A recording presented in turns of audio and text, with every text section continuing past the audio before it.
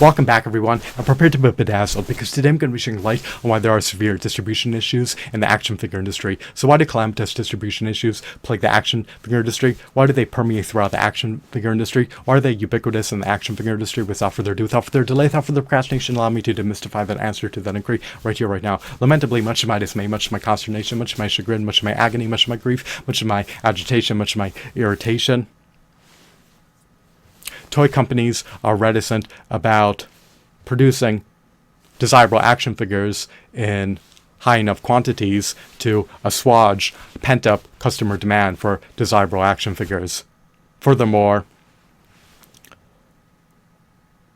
retailers do not order desirable action figures in high enough quantities to assuage customer demand for desirable action figures.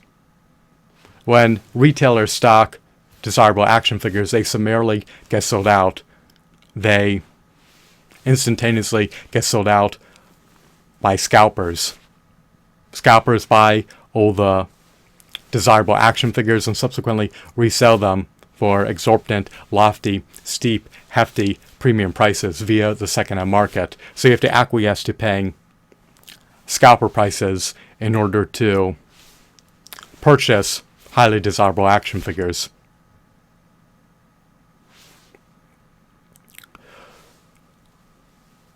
Once the inventory of highly desirable action figures is depleted at retail stores, retailers are recalcitrant about replenishing their inventory of highly desirable action figures. It is quite a shame and quite a pity, but it is what it is. It's unfortunate that you have to concede to paying top dollar via the second-hand market in order to be able to purchase a highly desirable action figure. You're not at liberty to procure them at retail stores because the pegs or the shelves will be depleted of highly desirable action figures when you frequent retail stores. It does not make a modicum of sense that the toy companies produce highly desirable action figures in low quantities.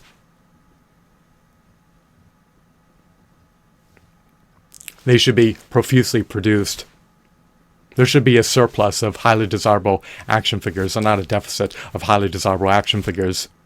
The quantities that they are produced in are not anywhere close to being high enough to assuage pent-up customer demand for highly desirable action figures.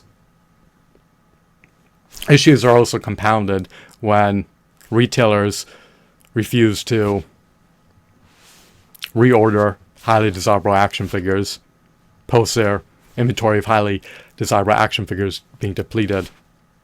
And the whole situation is exacerbated when